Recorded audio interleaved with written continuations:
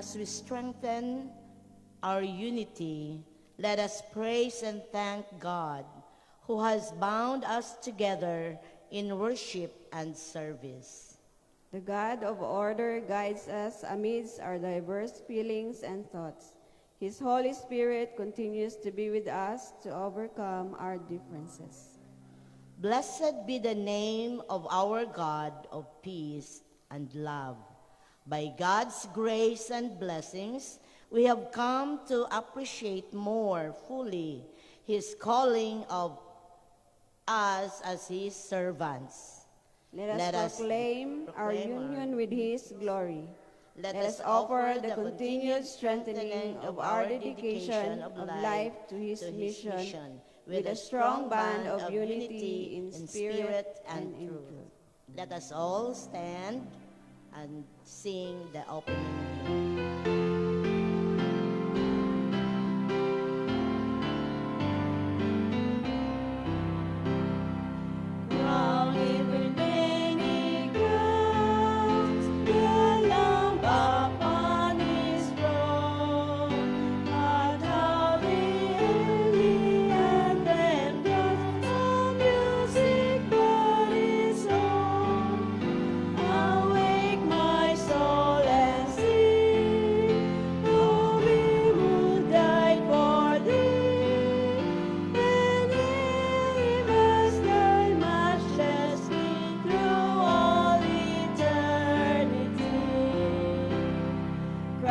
Live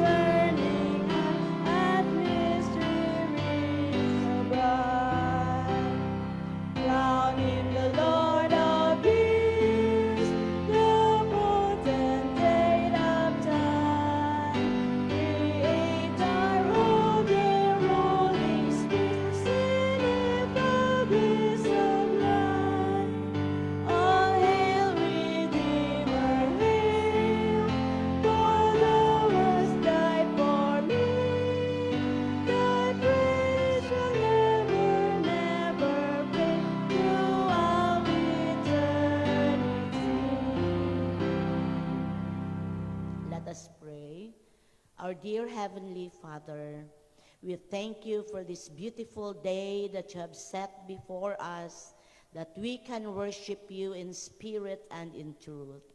Father God, as we come in this corporate worship, bless each one and bless our ministers and our everybody, the member of this UCCP, Butuan City Evangelical Church members, as we come before you.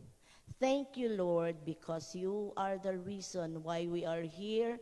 We want to praise and thank you together. We pray even for our sisters and brothers who are coming. Keep them safe and keep them, Lord, happy as we come together. Father God, we offer to you our lives. We offer to you, Lord, ourselves and our hearts, that you may be able to speak to each one of us through your message, Lord, this morning, and that you will be glorified in everything we do. We offer to you, Lord, our worship in the mighty name of Jesus, our Lord and Savior, the God of this church.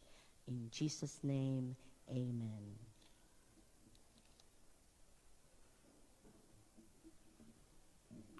We come here today acknowledging that we have been so disobedient to God in so many ways, embodying so many facades to cover our brokenness inside, our wrongdoings, our frailties, and even our personal desires that promises satisfactions, yet merely gives fulfillment within ourselves and most especially to Him.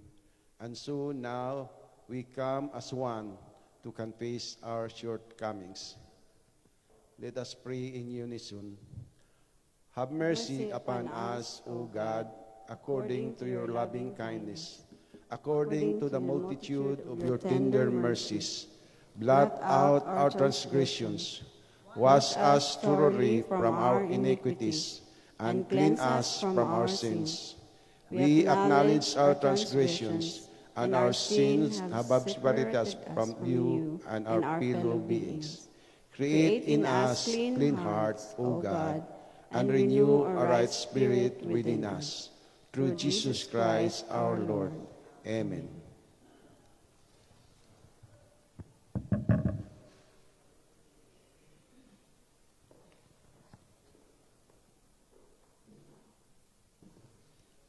Our Heavenly Father, the Almighty God, who of His great mercy has promised forgiveness of sins to all who with hearty repentance and through faith turn to Him, have mercy on you, pardon and deliver you from all your sins, confirm and strengthen you in all goodness, and keep you in eternal life. Through Jesus Christ our Lord. Amen.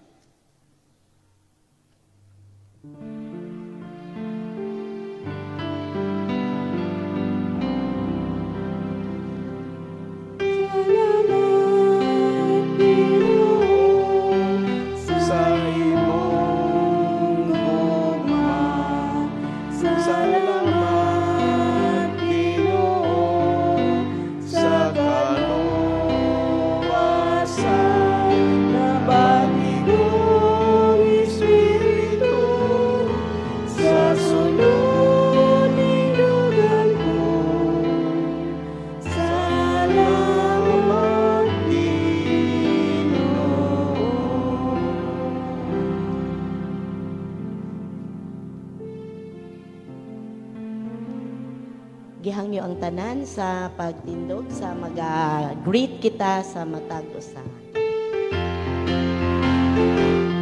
Tuyhad ang atong mga kamot sa pagkumusta o ang atong mga tamis nga smiles. One in the band of love. We are one in the band of love.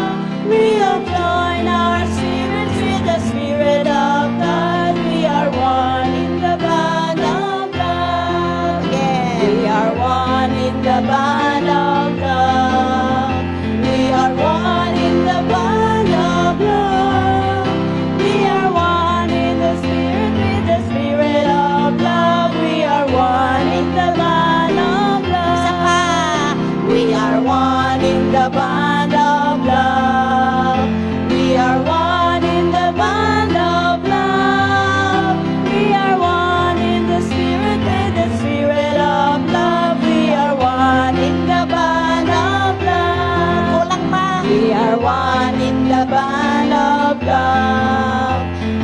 are one in the bond of love. We have joined our spirits with the Spirit of God. We are one in the bond of love. Amen.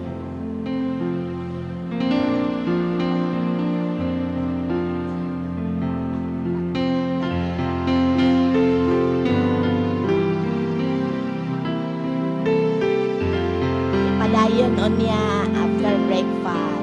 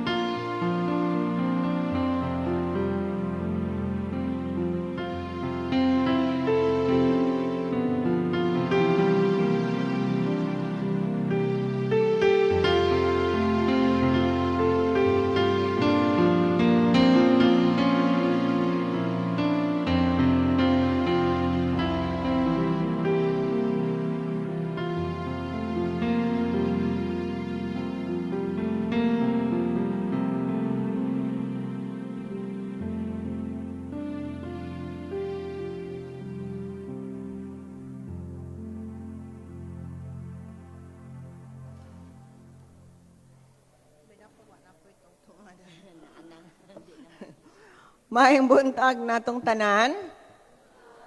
Maayong buntag. Nakamata na bata? Amen. Okay, dagom-dagom gyapon ang panahon nun, nindot ikatulog. But praise God, niya kitang tanan diri padayon, magmadasigon sa atong pagpasalamat sa Ginoo sa laing tuig 2026 nga iyahang gipanalangin nato.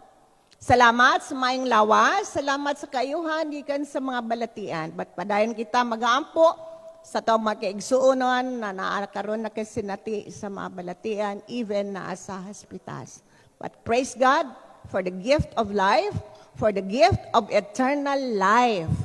Thank you, Jesus, our Savior, our Master, and our King, over this church and the Holy Spirit, our Savior, our Master, and King in this church. Amen.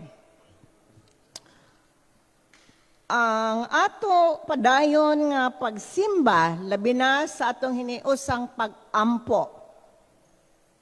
As followers of God, we really believe in the power of prayer. So, giayhag padayon ang tanan, ang atong prayer meeting at 5:30 kada Tuesday nagpadayon. Sa hiniusa, mag-ampo kita, magpasalamat sa Ginoo, ug dalhon nato ang tanan nga gusto nato isulti sa Ginoo. And it's a great privilege nga makaampo kita. No? Na ako'y nabasahan dito nga, kato kang a great evangelist, Dr. Jeremiah, don't make prayer a hard thing. There is power in prayer. There is really power in prayer. And God is working. O nga atong liturgist sa atong prayer meeting, Mrs. Naomi Raganas, atong messenger, atong usa sa mga alumni sa Newman Bible Academy, Mrs. Eugene Fernandez. Ang atong messenger this Tuesday sa atong prayer meeting. Worship staff next Sunday, January 25, 2026. Elder Worship, Elder Lita Dacera, liturgist, Mrs. Generosa Estrada, choir, ang youth na pod, ang CYF. Ang atong deacon, Mrs. Willie Hada Bicero, door greeters, CWA. And after breakfast, starting today to Pastor, ang atong community class, magsugod starting today after breakfast, kadtong gusto mo appeal sa atong community cat class, human pamahaw every Sunday. And this month of January was officially declared as National Bible Month, with its final week as National Bible Week, and next Sunday, the last Sunday of this month, as Bible Sunday. Praise God that we have His Word, the Bible, the Word of life. Nga libre ra gyud kita, pasalamat tas Ginoo, libre ra kita nga mobitbit sa atong Bible bisan asa kita makasangya pata kita sa ihang mga pulong, labi na ang pulong sa kinabuhi sa kaluwasan, ug magbasa gyud kita sa atong Biblia. The Bible, we read the Bible not to inform us, but to transform us through the power of His Word. So human sa hapon, adunay motorcade nga pagahimuon. This will be an ecumenical gathering sa Capitol next Sunday to culminate the January Bible Month na ay motorcade pagbuhaton og mo join kita niya na. At 2 p.m. dito sa Capitol magtapok og maglibot sa Butuan og dito ra pod sa Capitol mo balik for the series of prayers nga pagabuhaton ana nga Sunday afternoon. So, uban lang ta sa ato mga pastors just who want to join sa prayer during Bible Sunday, next Sunday afternoon. Ang ato usab nga mga birthday celebrators for this week, they are the following. January 19, Celso Perez and Sulpicio Leonero. January 20, Ingrid Sheila Jaime.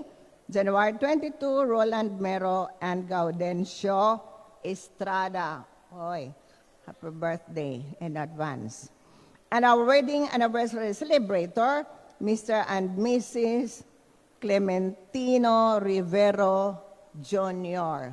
Si June. Koy, and the sing the celebrators, the birthday celebrators, and the wedding anniversary celebrators.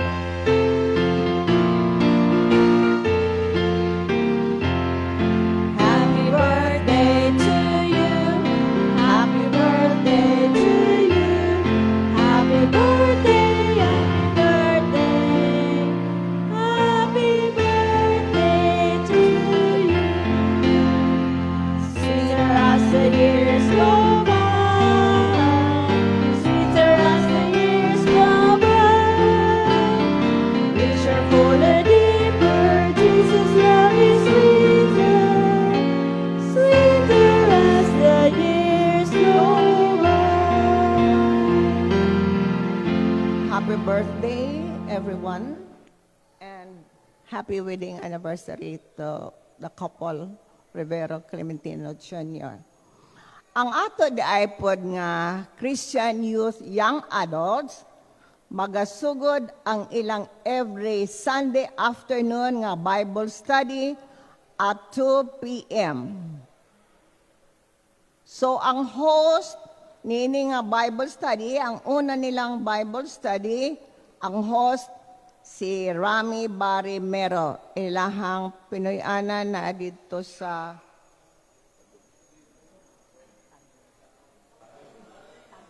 Octagon. Sorry, hindi ko familiar sa address nila. Sa Octagon. So siya, gipahibalo ka mo o giauhag ka mo attend nini nga Bible studies every Sunday afternoon. So, sunod na po nga Bible study, na napoy willing nga mo host, dito na po sila. O manay ilang kasabutan. O ba ni Pastor Villalba nga maoy magdala sa Bible study. SIAF. Ipanawagan ang mga SIAF nga moapil ani nga Bible study. Pasalamat kita padayon sa nagahatag sa mga flowers every Sunday. Salamat po padayon sa nagahatag in kind and in cash sa atong breakfast kada Sunday after our worship. So kinilamang tanan, salamat and God bless us all.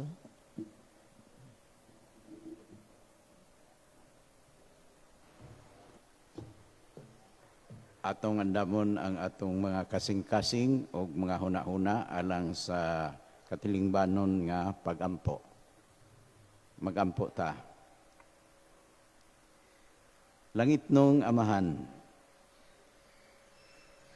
kaniadto imong gipadayag ang kahayag pinaagi sa bituon nga nagagiya sa mga maalamon dito sa iyang pasungan.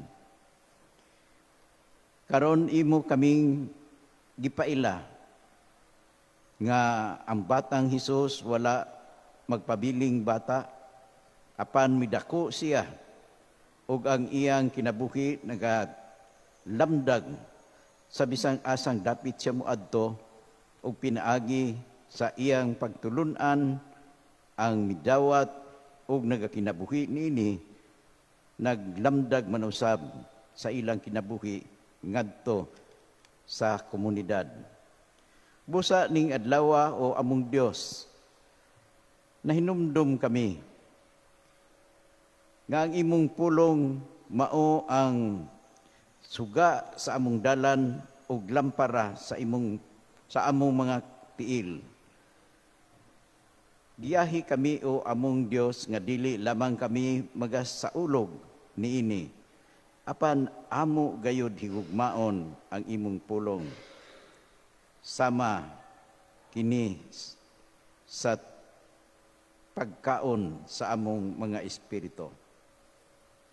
Tabangi kami Ginoo sa pagtagamtam niini aron among sination ang kalipay karong adlaw ugma usa matag adlaw nga kami mahinumdom nga ang mga maalamon sa unang panahon ug niining panahona nga nagadeklarar sa imong anak in public ug ngadto sa kalibutan nga siya ang matuod nga kahayag. Nagahatag kanamo kagawasan, hatagi kami kaisog aron ikaw among himayaon, among dayigon ug among pasidunggan. Salamat sa mga kalampusan sa kinabuhi nga imong gihatag kanamo sa mga paningkamot, pagpasar sa mga board exam, sa bar exam, din aduna nay mga bag-ong mga magbabalaod o ang among mga panginabuhian diha sa panguma, pangisda, pangimpliyo, patigayon ug bisan pa sa mga kadaugan sa pag-eskwela o mga kasaulugan sa mga birthday o wedding anniversaries nga gilitok sa pagpahibalo kaganiha. Nagakalipay kami Ginoo nga bisan kadtong wa mahapil, wala mahinumdumi, maga-update sa ilang mga church profile o nasayod kami Ginoo nga walay nalilong kanimo, ikaw nagapadayon sa panalangin sa matag usa. Padayon ang among pagampo o among Dios diha sa pagpasalamat nga sa miaging ulan tungod sa bagyong Ada, ikaw nagpreserbar sa imong mga anak nining Agusan Valley tungod sa habog nga mga kabukiran nga nagapanalipod kanamo sa makusog nga hangin ug ulan. Apan ang among kalipay sa pagpasalamat among imatuod pinaagi sa pagtabang niadtong nga biktima sa lunop, linog, bagyo ug sunog. Padayon ang among pagampo Ginoo bisan pa sa matag relasyon sa panimalay nga magalig-on kini diin ang mga kabataan magatahod sa ilang mga ginikanan. Ang mga ginikanan magahigugma sa ilang mga anak. Ang mga bana padayon sa paghigugma sa ilang mga kapikas ug ang mga inahan magapadayon sa pagtahod sa ilang mga bana. Dalaygon ikaw o among Dios, diin ikaw among dadon ngadto sa among pag-ampo alang sa among mga igsuon nga adunay mga balatian. Si Joshua Bisiro, among giampo Ginoo ang mga pagbati niya tungod sa hilabihan ka busy sa iyang trabaho ingon nga magtutudlo sa mga kabataan. Usa siya ka maayo nga nagaumol sa mga atleta sa sipa takraw ug bisan pa ang pagdumala Ginoo sa iya mga anak. Ug busa adunay kaluyahon niya o among Ginoo diin ang iyang lymph nodes nagasinati sa paghubag. Amo kining ipadangat kanimo o among Ginoo bisan ikaw nasayod niini apan tungod kay maumay imong mando nga kung adunay nagmalipayon kami mag-aawit o kung adunay may kagulanan o mga kasakit ang mga pangulo sa iglesia, mag-aampo alang kanila. Lakip sa among pag-ampo si George Arlan Umboy, Roland Mero, Felicidad Udango, Mario Rara, Lourdes Basalo, Idna Arisa, John Mongado, Rot Calo, Steve Parunda, Urbano Lagrama Jr., Richel Jane Bertoldo, Sulpicio Leonero, Clarita Leonero, Rosemary Ilyar, Edgardo Saldivar, Rolando Bisiro, o amo pagayon na hinumduman o among Dios, si Mr. and Mrs. Roy Sanchez, diha sa ilang abanti nga pagindaron, ligo na sila kanunay o among Dios. Sila nga usa sa mga ligon nga inspirasyon ni ini nga iglesia. Among ipadangat ang among pag-ampo nga sila magamainiton diha sa pagkinabuhi. Magapadayon ang kalipay sa mga pag-ampo ug paglaom diha sa ilang panimalay nga mudangat usab ngadto sa ilang mga anak dito sa nakalanlaing mga dapit, di nimo sila ipahimutang o nagakinabuhi. Padayon ang among pag-ampo o among Dios, nga ikaw magahikap sa among mga kaigsuunan, nga magasinati sa communicant class. Andama ang ilang makasing-kasing o among Dios, aron ang mga pagtulunan ilang dali masabtan o ilang makinabuhi. Among mga igsuon nga nabiktima sa lunok o pagkalit sa saka sa tubig, ang ilang mga kahayupan o mga pananom, hinaot nga ila kining maatiman o dili sila mubati sa hilabihan nga kaguol sa mga nadaot sa miaging baha, bisan pa sa nangaging mga bagyo, linog ug sunog. O among Dios, lakip sa among mapag-ampo ang among mga igsuon nga mga lumad. Ikaw, Ginoo, mag-atiman kanila ning panahon nga mabugnaw ug sige nga pag-ulan. Sila ang labing vulnerable sa nakalain-lain nga mga komunidad. Padayon ang among pag-ampo, Ginoo, bisan pa ni adtong mga refugees, mga katawhan, Ginoo, nga haras sa ilang bag-ong nakaplagan sa pagtuo. Kagahapon nabasa namo diha sa mga group chat nga adunay mga 30,000 ka mga bag-ong mga Kristohanon didto sa Iran ug sila gipamatay. Ang among kahangawa sa ilang pamilya o among Dios o bisan pa man sa komunidad nga nagalantaw sa maong panghitabo, dili unta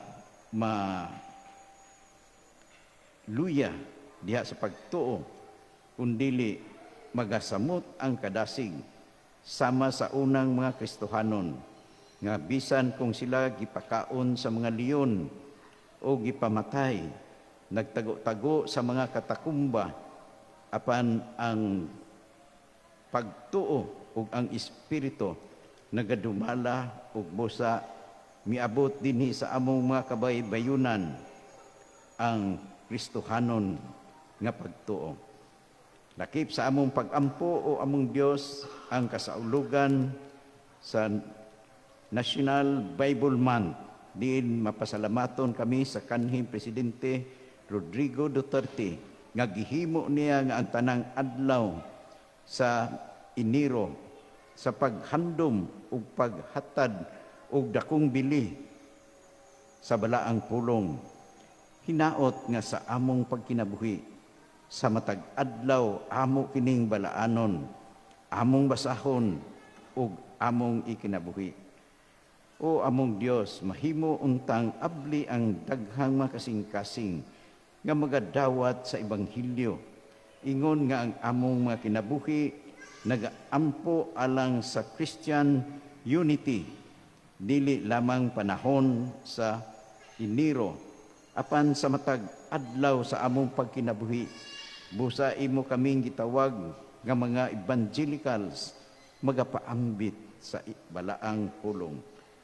Laygon o ikaw o among Dios, lakip sa among mapag-ampo ang among mga anak, mga hinigugma, mga parinti o masigka Pilipino nga tua sa langyaw nga mga nasod.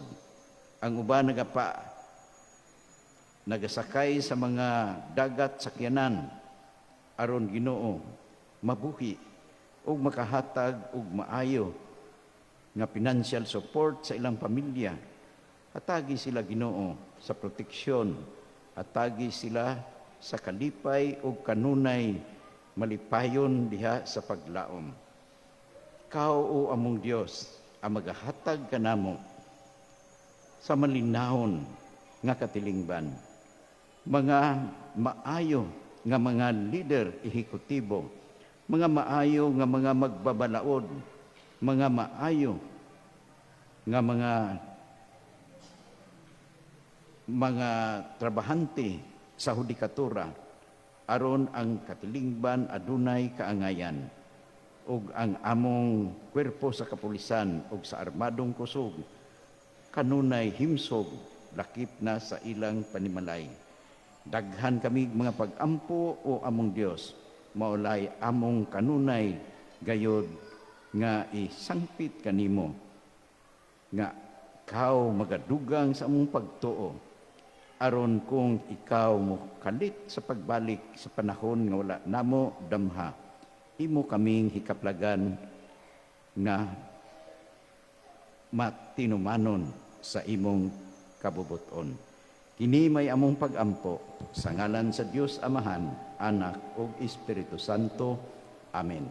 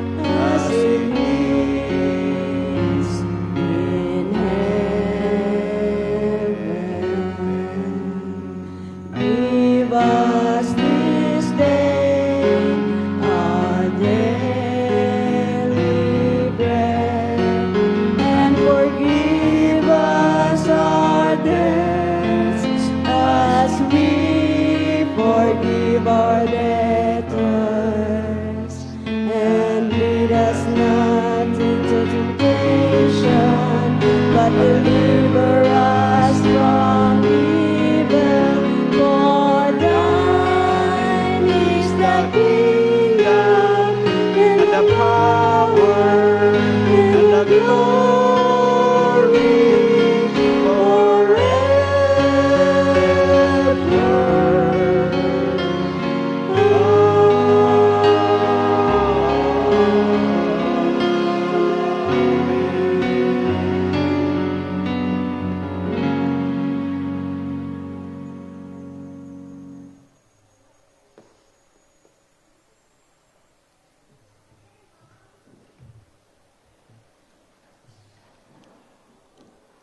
Our scripture reading this morning is taken from Ephesians chapter 2, verses 8 and 9 of the New International Version Bible. For it is by grace you have been saved through faith, and this is not from yourselves. It is the gift of God, not by works, so that no one can boast. Here ends the reading of the scripture.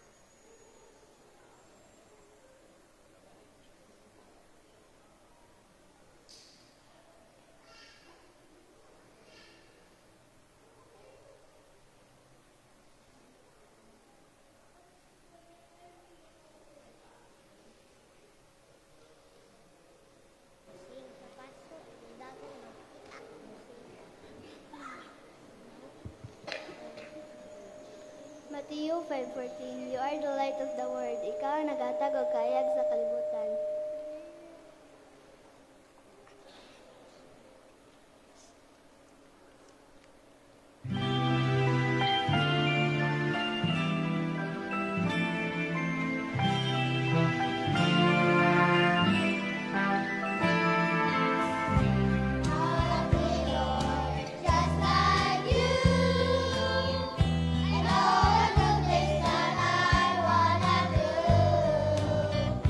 Let us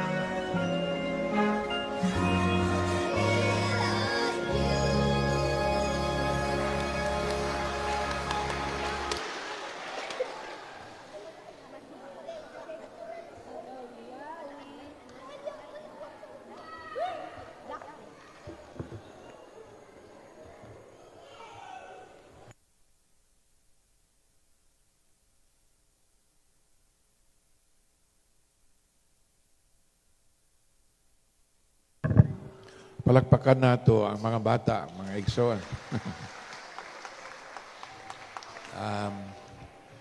Ambot og nakamatikod mo nga ang appeal ang maka-attract sa ato sa mga bata bisan og lihukan kaayo og samukan ingonana, no? Ang ilang pagsalig sa ilang maestra o sa ilang pagtuo sa ilang mga ginikanan. Trust is very near the word faith. Kung naay pagtuo ang ginikanan, musalig ang anak nga mo declare, I will be like you, Jesus. No? Kay salig man, this is a good lesson for us nga ang faith yun sa bata which is full of trust and innocence, mo nang niingon si Jesus, unless you become like these children, you shall not enter into the kingdom of God. Sa ato pa, you need to trust. Kinahanglan nato musalig sa Ginoo so that the power of the Spirit can be released. When you have trust and faith, that power is released within you. Within you. Let us pray. Heavenly Father, we thank you for this beautiful morning. Bless us, Lord, with your Spirit as we raise our voices in song and worship. And as we glorify you, we pray that you will receive our humble efforts to give praise to your name. In Jesus' name, Amen. Good morning, mga igsoon. Tanawa ang adlaw pagkaanindot kaayo. Ang atong gibasa is a very familiar verse, very central verse, labi na sa mga evangelical, kanang mga nagatuo sa Biblia. Ang gamay nga background ni ini, mao ni ang verse nga gigamit ni Martin Luther sa Reformation. No? Sola fide, only sola gratia, sola fide, only by the grace of God, not by your works, is there salvation from punishment of sin and salvation from the power of sin. Only by grace of God, through faith. Ang grasya sa Dios madawat nimo pinaagi sa imong pagtuo. So, sola gratia, sola fide. No? So, ang akong trabaho karon buntag is just to explain this a little bit. What is amazing grace? Unsa man yung tawag nato nga grasya. Usahay, dili man nato ni kayo seryoson nga words, kanta raman eh, kana atong closing hymn, Amazing Grace man, no? Ano ba? Amazing Grace? Oh, okay. So, I will just connect this with the closing hymn na to. Amazing. What is so amazing about the grace of God?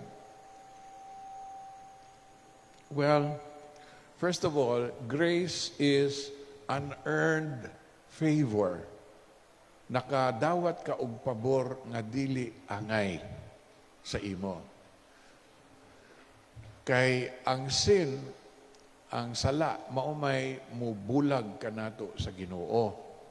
Apan, bisan bulag kita sa Ginoo tungod sa atong sala, doon na siya'y grasya nga mo dawat. Doon na siya'y kaluoy nga mo dawat kanimo kung imo lang isalig, kung imong isulti nga si Jesucristo, anak sa Diyos, namatay alang sa atong sala. Grace is like a pardon. Kumbaga na hatagan na ka o sentence sa prison tungod sa imong sala. Nakapatay ka, nakakawat ka, o sa imong nahimo nga paglapas sa balaod. paingon na ka sa priso, o paingon na ka sa guillotine, o paingon na ka sa electric chair. Pero na ay pardon. Undeserved. Na-establish na nga nakasala ka. O walay lalis nga nakasala ka. The wages of sin is death. The wages of sin is death. Nakasala ka, mapriso ka, mamatay ka. And death in this sense is not just physical death, but also spiritual death. Kanang total separation from God. When you are separated from God, you cannot have the trust that these children have because you don't believe in God. You cannot trust God. You cannot sing so openly, joyfully, because you don't have trust in God. What are you singing about? I will be like you. Do you really believe that?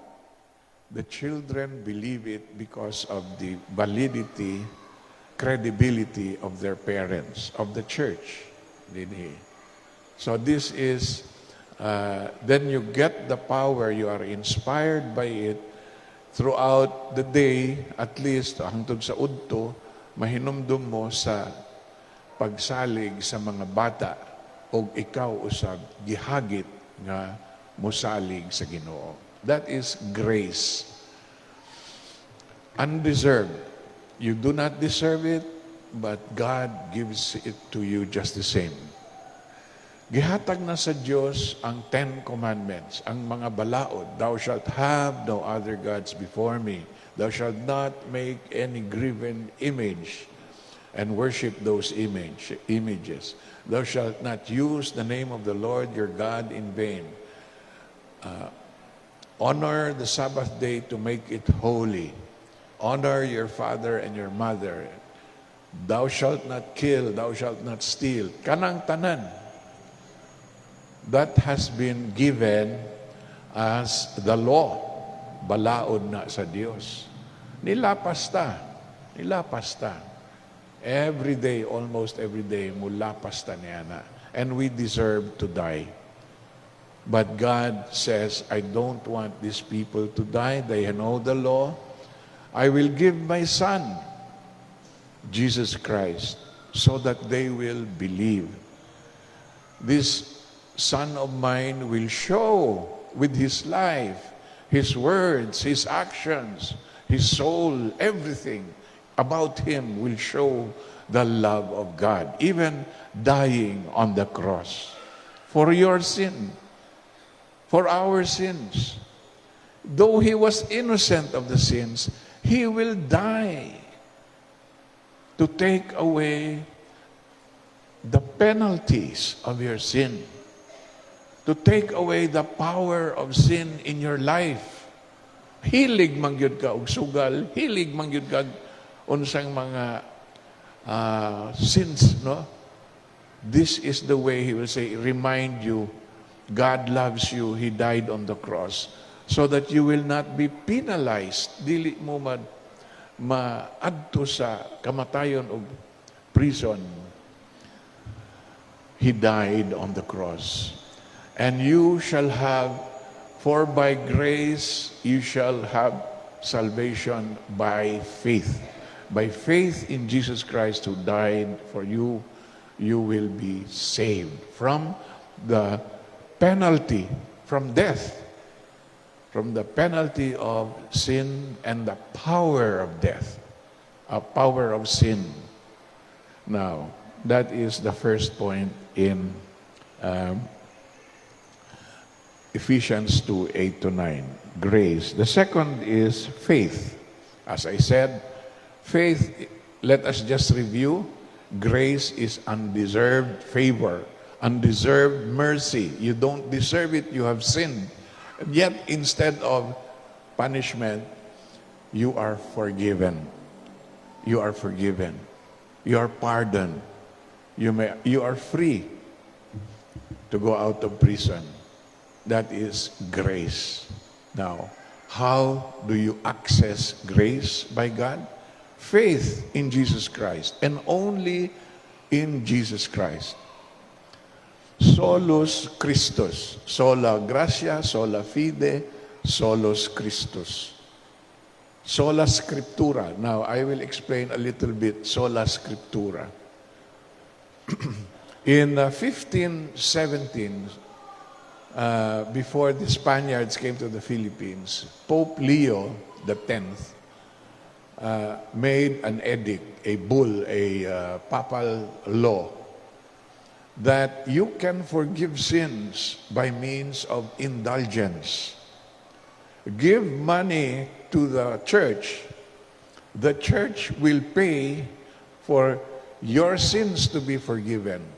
Or if not your sins, the sins of your grandfather or your father who did not receive the sacrament of extreme unction, kanang before you die, mag-confess ka, na ay pari by your side. Tungod kay walay pari, wala ka ka-confess, tuakas purgatorio.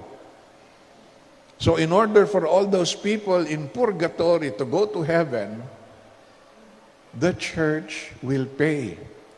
But the church will pay only if you give indulgence, penance for your sins, penance for those who died, whose sins have not been forgiven.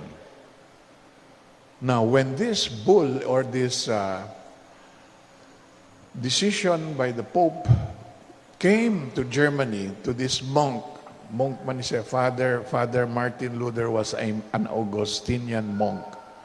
Ingon niya, uy, hala, papangayoon ta og indulhensya kay tiwason ang basilika sa Vatican, wala pa mahuman ang katedral ni San Pedro diha sa Vatican, ambot kamo kinsa kaninyo ang nakaadto na may basilika San Pedro diha. Ginahimo og kulang og kwarta. So ingon mag-collect mong og indulgence. Ingon dayon ni Martin Luther, sayop man ni. For by grace you are saved through faith. It is not of yourselves. By grace of God lang, dili tungod sa imong binuhat, sa imong mga ampo, sa imong salapi. Maluwas ka. It is a free gift of God. Libre ka na. If you have faith in Jesus Christ, you proclaim Jesus Christ is Lord, the Son of God. He came to save my sins. You will be saved from the penalty of your sins. Ingon ni Martin Luther. It is not by works. You are not saved by your works. Oh, you're a very good man. You are saved. No, it is by grace only. By the grace of God. Your desire to go to heaven can even be sinful. Kay gusto nimo nga maluwas ka, dili ka ganahan og impyerno, muhatag kog salapi sa simbahan. Ihatag na ko akong kadungganan, ang akong talento. That will save me. No.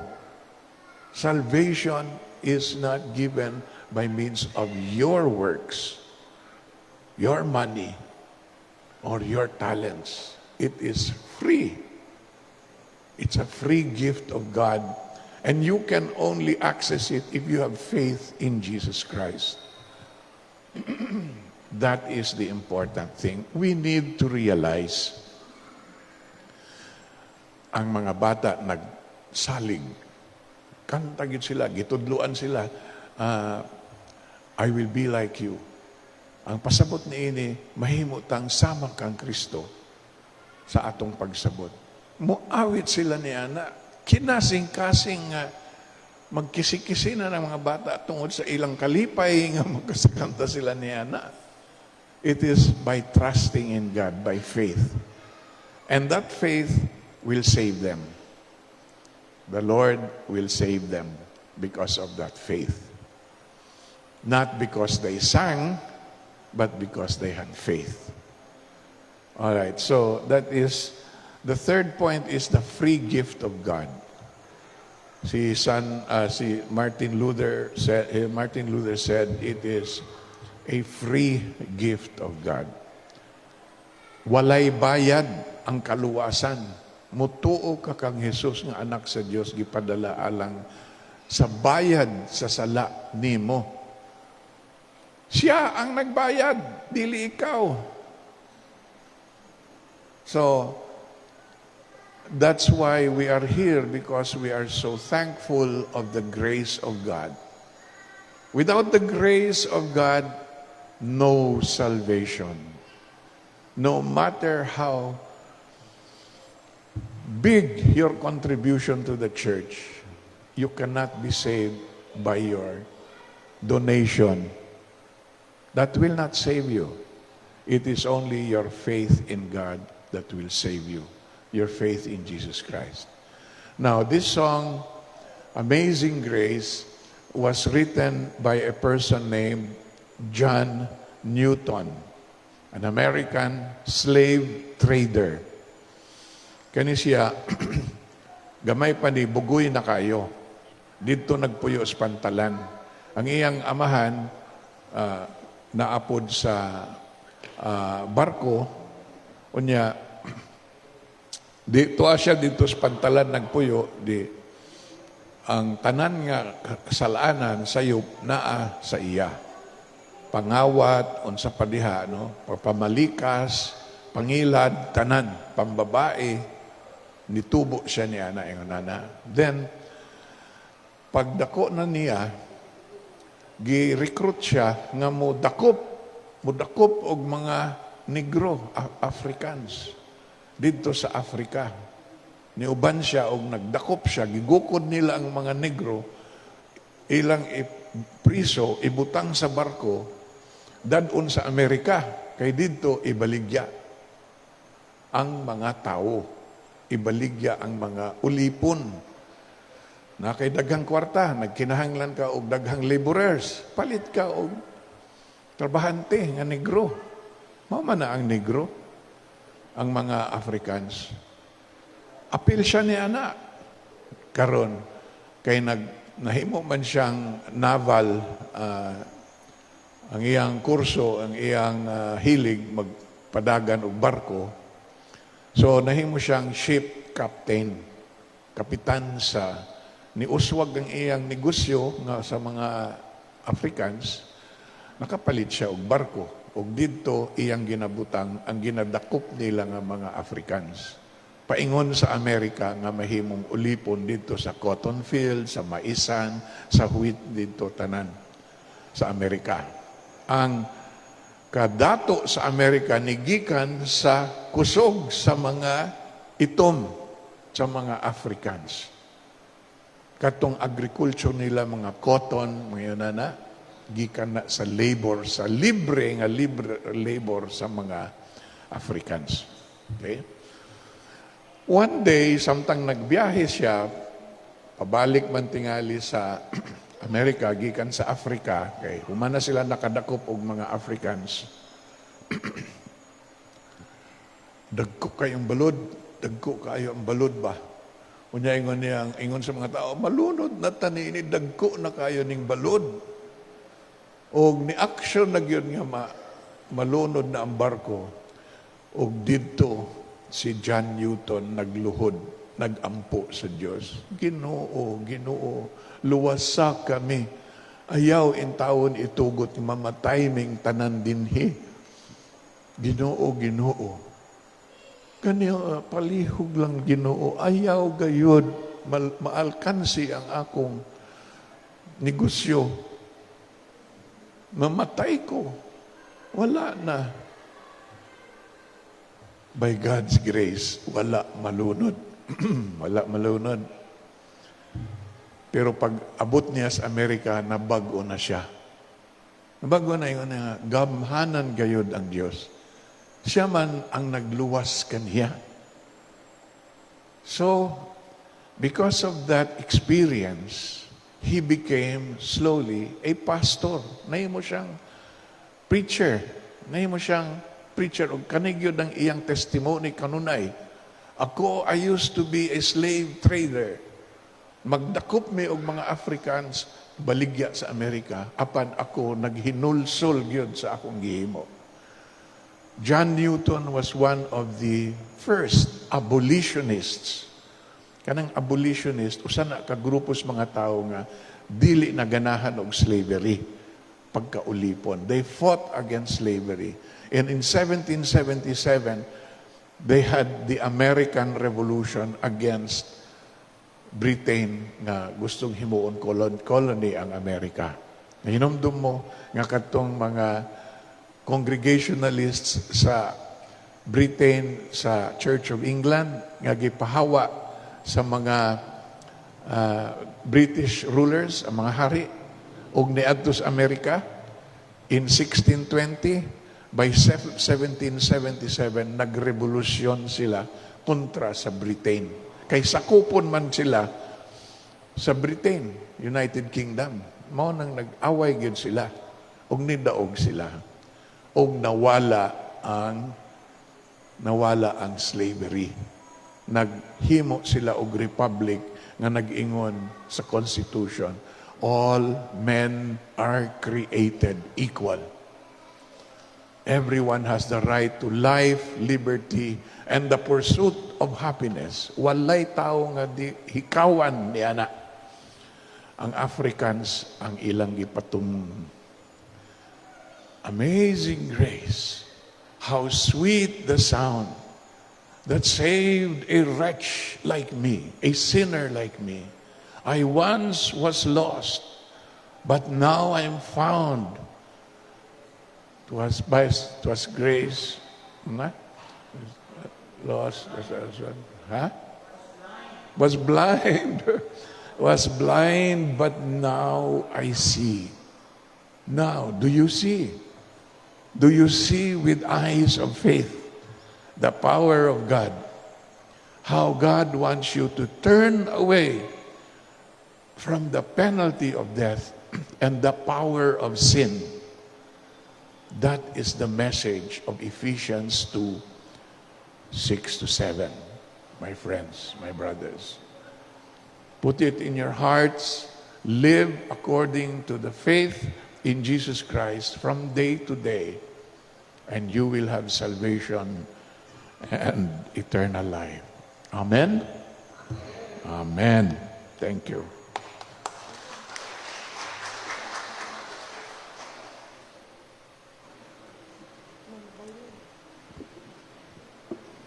The birth and life of Jesus manifested God's faithfulness to the promise God made with the people.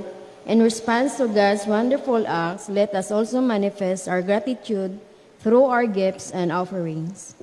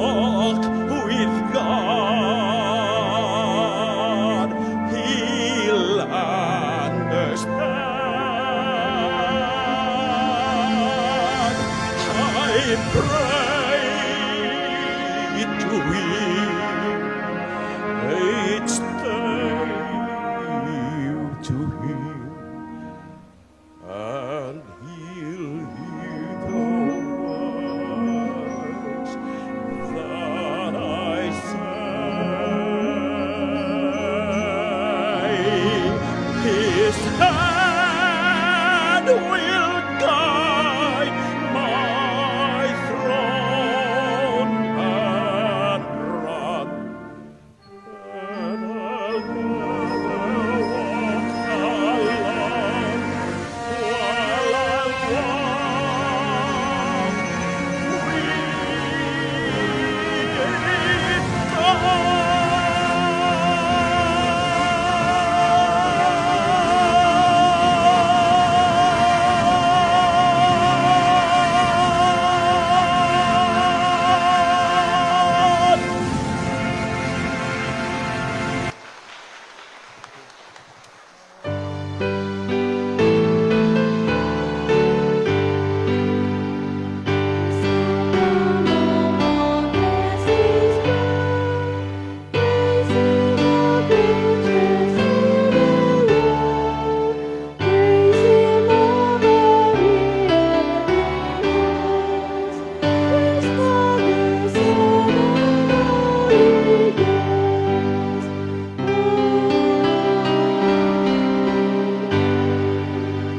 Let us pray.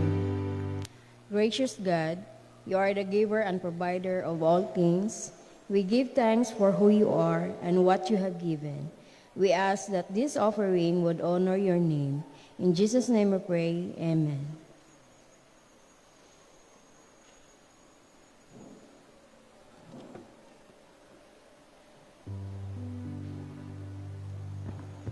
Encouraging each one as we sing the hymn of dedication to offer our special offerings in front.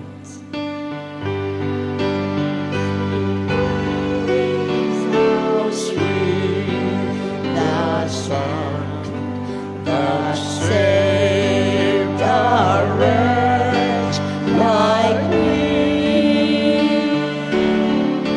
I once was lost, but now I'm found. Was blind, but now I see. 'Twas grace that taught my heart to feel, and grace my fears relieved. How precious did the grace appear the hour I first believed. How many dangers, toils, and snares I have already gone. 'Tis grace that brought me safe thus far, and grace will lead me home.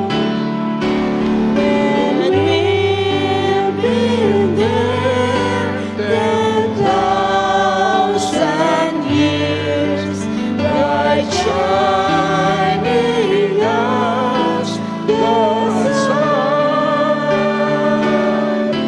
with no less grace to sing God's praise than when we first begun.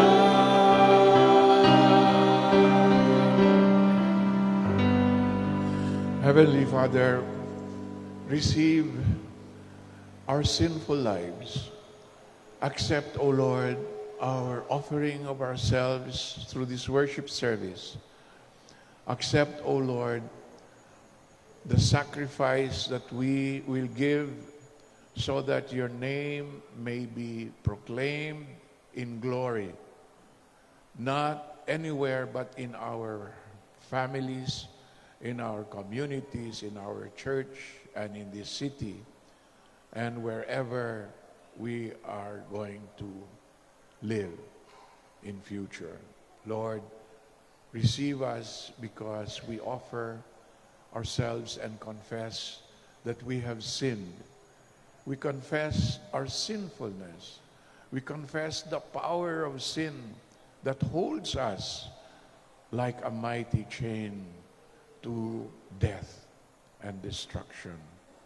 Lord, we pray that you will free us from this sin through the forgiveness of our sins and the promise of eternal life.